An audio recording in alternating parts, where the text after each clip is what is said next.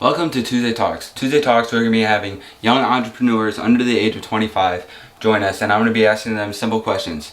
Today we have Josh Kohler. Josh Kohler is a mentor of mine, and I interned with him for about 5 months, and he taught me basic video editing and just taught me pretty much life lessons. But Josh Kohler, and most importantly, he's my mentor, and I really look up to him.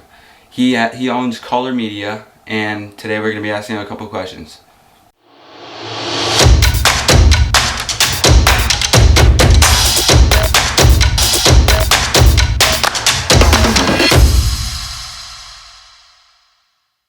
All right, guys. Jacob Barber here with Josh Kohler. How you doing, Josh? Doing good, Jake. How you doing, man? Great.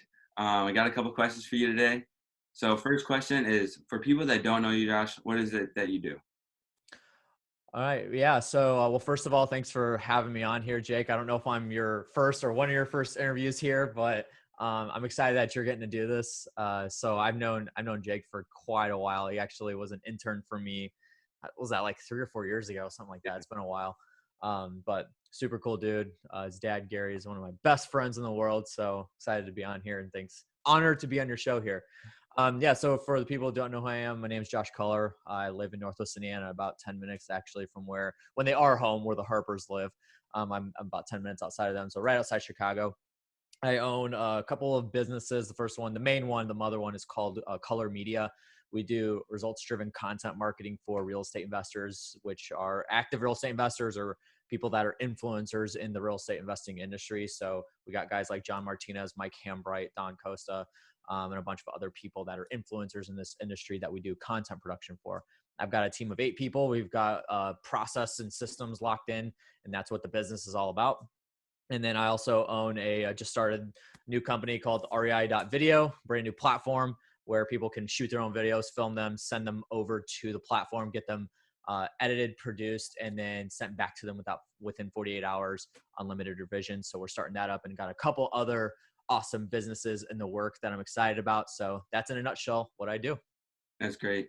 I love what you're doing over there. So we're gonna get to the second question. Did you always know you wanted to be an entrepreneur? I've that's a good question. Good question, Jake. This is what I love about Jake. He asks really good questions and always has.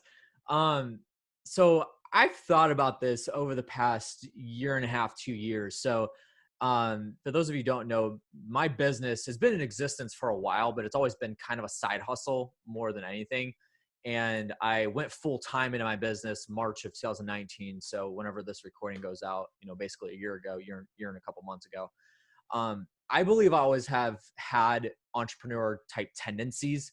So even when I was a little kid, I was one of those that would, gyp some of my friends for baseball cards when baseball cards were hot. I would, sell, I'd have a Ken Griffey Jr. rookie card, and I'd have a double, and I'd sell one of them for X amount of dollars and totally jack the price up, knowing that I had another on the back end that I'm just going to keep.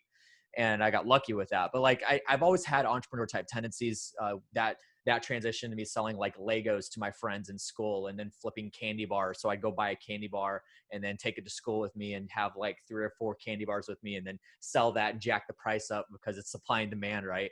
But I never like, as a kid, you don't think of it as a business. You're just like, I just want to make some money, and this is a creative way to do that. So this is something again that I've thought about a lot recently, and that's just something that I've always had in my gene. You can even ask my parents. Like I've always had that, going around the neighborhood. So I was really, really good at selling candy bars during the candy sale, time period for Hammond Baptist school I went to.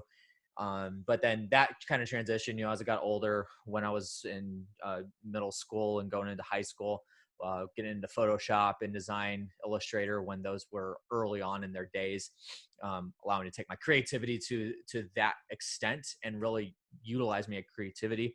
I would create little photos for my basketball team and like other people in our school and whatnot, and have fun with that.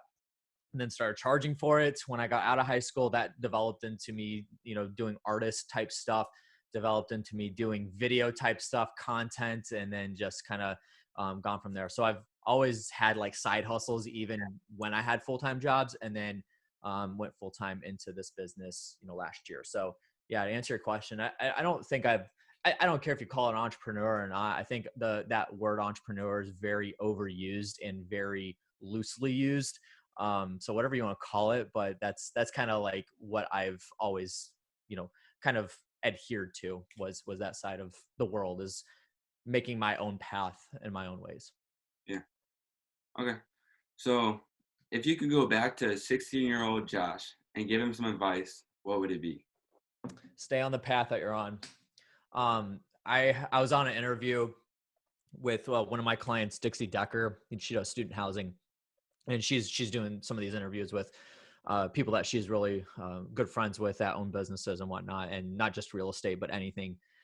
And she asked me the same question. And I was doing the filming for the other shows that we were on, and every other person said start sooner, start sooner. And then, like, I'm not judging those answers and like what they had to say, but I just thought about it and I'm like, man, if I really had to rack my brain to decide what I wouldn't want to change or give myself advice on in my earlier years, I wouldn't change anything, because I'm a believer. I believe in God. And I think that every single path that I take, good or bad, is preordained by him. Even though we have free will, I believe everything that's happened in my life has happened for a reason and landed me on the path that I am currently on.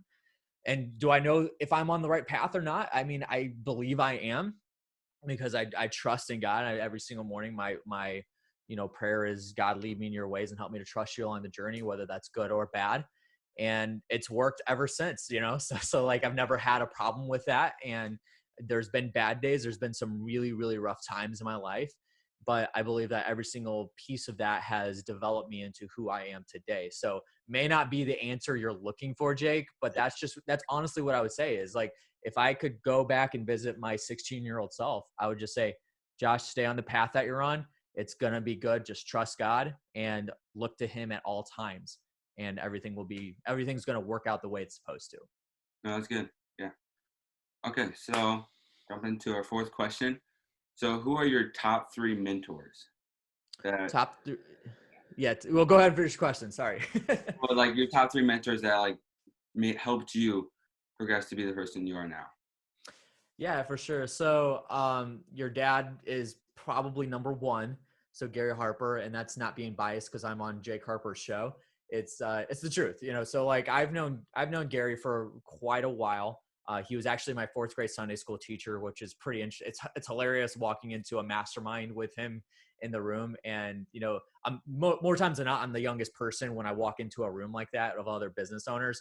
And it's even funnier when Gary's in there too, because then I can stand up and say, hey, that dude across the table, yeah, he's so old that he was my fourth grade Sunday school teacher, right? So that's funny to say. But in all reality, like your dad has led me on so many paths that I never, and just kind of pushed me and helped me excel to so many heights that I never, I shouldn't say I never believed I could have reached, but I didn't think I could reach as fast as I have. And your dad has been able to kind of push me in those directions. And so, like, I'll just give you, for instance, a year ago when I was deciding to go full time into my business, your dad was the last person that I wanted to talk to, and that was on purpose. And it was so riveting, the encouragement and the advice, the wisdom, the experience that he passed on to me in that half hour, 45-minute call. And so your dad's somebody I look up to very much and appreciate. And honestly, my business would not be in existence if it wasn't for him. And I wouldn't be where I am today if it wasn't for him. So your dad's number one. My dad is number two. I believe that my dad's old school. He's very, very old school. Grew up in the mountains of North Carolina. One of those like very quintessential like country boy stories where he had to walk to school in the snow over the mountains and through the river and all that stuff. That was him. So no joke. So it's hilarious. That was my Sunday school teacher. Yeah, yeah, exactly. Oh yeah, that's right. That's right. And so like that's funny though, but that kind of environment that he grew up in kind of transitioned into the way he raised me and my sister.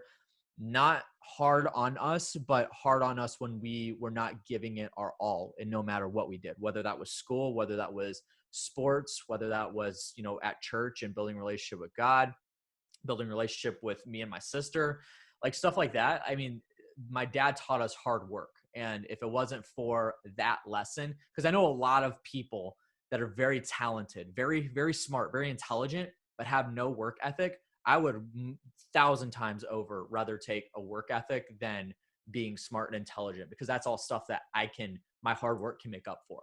Yeah. And so my dad taught that and instilled that into us. And it wasn't like, hey, Josh, and I know your dad does this, and I don't know if he does anymore, but because you're so old now, but he used to do this where, my dad wouldn't pay us to do chores. That was part of your rent to pay it to live in the house. Like if you wanted your own room in the house, you had to go mow the yard.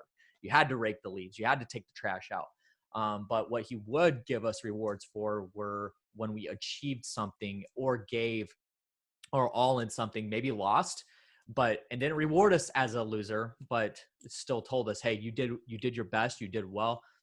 Hey, you did that deserves something. So that was something my dad very much instilled in us. And then the last one is, just kind of, it's a little bit more broad. It's the network that I've built and have helped build over time. I've been in the real estate investing industry for 7 years. And over that time, I've met some absolutely incredible people and I've built an incredible network. And I can tell you right now that if it wasn't for the network that I have under my belt, I definitely would not be where I am today. And again, your dad's had a very big hand in that. But network is like the biggest thing, and that's nothing new to you either. But meet people, don't be afraid to talk to people. And I have a very similar personality to Jake, which is why I think we connect so well, where I'm naturally an introvert, but I know I need to be an extrovert in order to get to places where I want to go. So if I have a question specific about business or specific about, mentoring an employee or how to, reprimand an employee or how to, manage my finances correctly, a normal introvert's not going to look for answers from other people. But in order to get past this roadblock, you got to be willing to get out of your comfort zone and ask somebody, even though it may be uncomfortable. And that's something I've learned to kind of cope with. And so my network I would say is number 3, Jake. So. Okay. So how do you manage discouragement when things are not working out, like in these hard times? Yeah, that's a really good question. I have mechanisms for this, and not everybody's the same. For me, it's kind of weird to say it, but I think that I have allowed myself to become a little bit numb to situations like this and just trained myself like trust. It's everything I've said. It's trust God, lean on your network. That's like bottom line. Trust God, hard work through it, lean on your network. That is literally the mechanisms that I go through. So for instance, when we started going in, again, I don't know when this episode is going to go out, but it's April 14 right now. So we're still in the midst of this whole COVID-19 pandemic.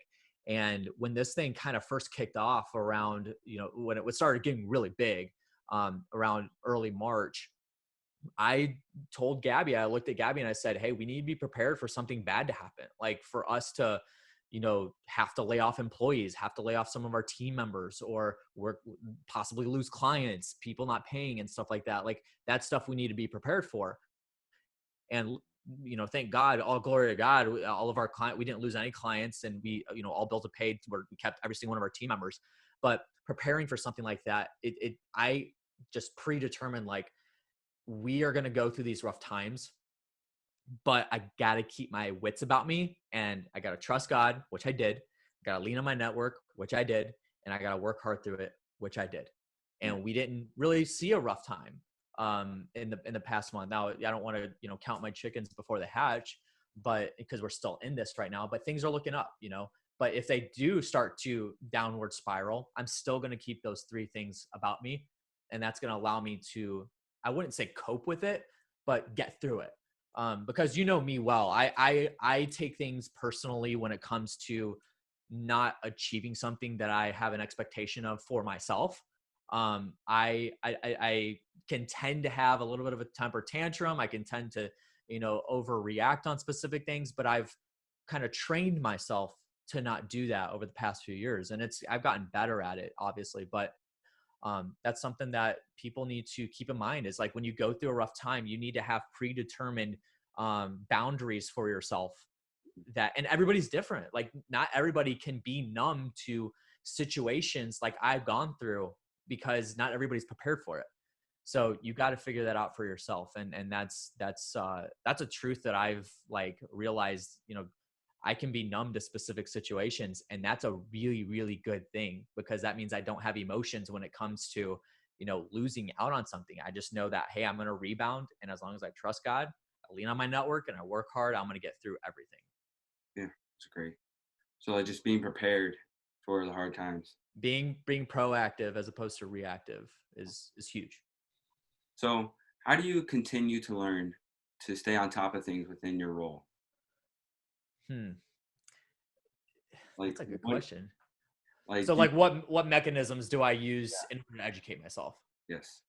So there's many ways that I learn. The first way that I learn is I just observe. I've always really, really been a good, I want to say people person, but understanding how human beings act, react, and whatnot.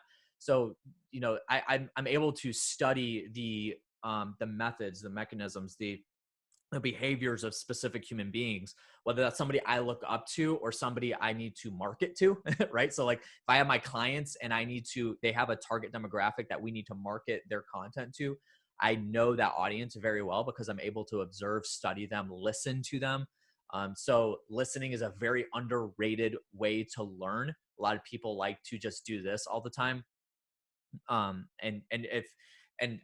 not sure how much you've been with me, Jake, during times like this, but like when I'm networking, when I'm at a mastermind event or an event or something like that, we're all out dinner, at lunch or whatever, I'm normally the one that's sitting back at the table. I'll ask questions, but I don't do a lot of talking because I want to learn about people and learn what they're doing, what they're saying, what their needs are, and that kind of thing. Because then later on, I can use that, not use that against them, but I can use that to relate to them in a way.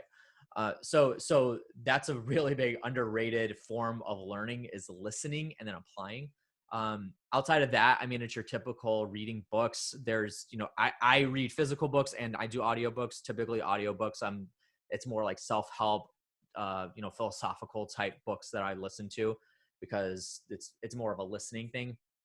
But if it's something that's like deep, for instance, I got a book over here on my shelf called Content Chemistry that's very, very intensive with strategies. And I literally only read like one page at a time because it's such intensive information.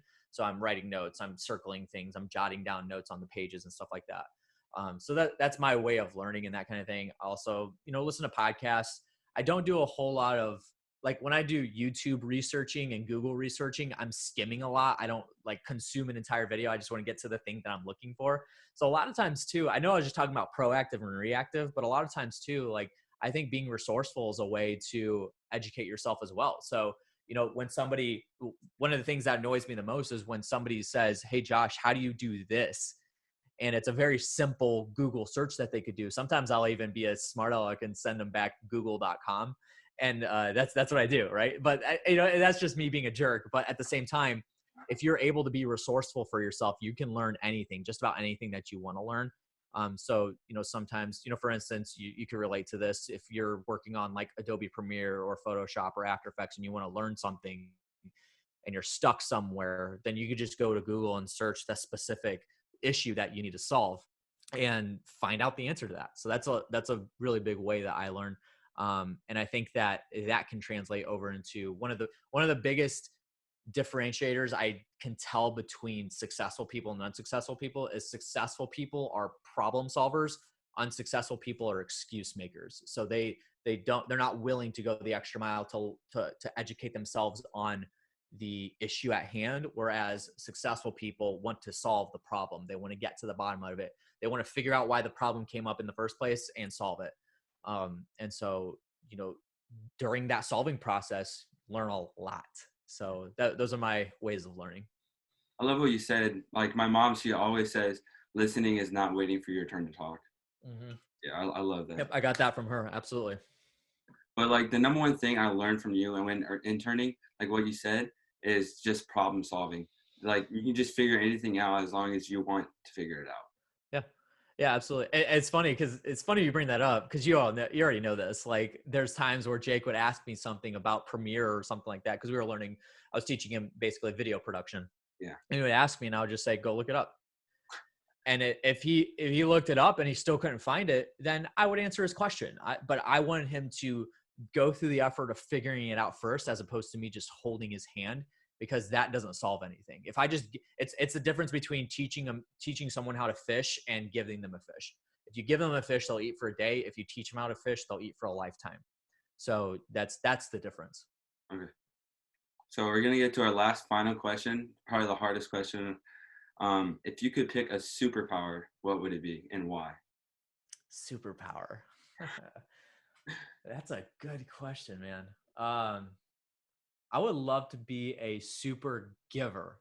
That's like, that's cliche, but at the same time, it's like, it's at the core of who I am. Like even the reason why I started my business in the first place was to support 100 missionaries full time. And right now we've got 4 under our belt. We've got 1 in Jamaica, 1 in Ukraine, and 2 in Chile.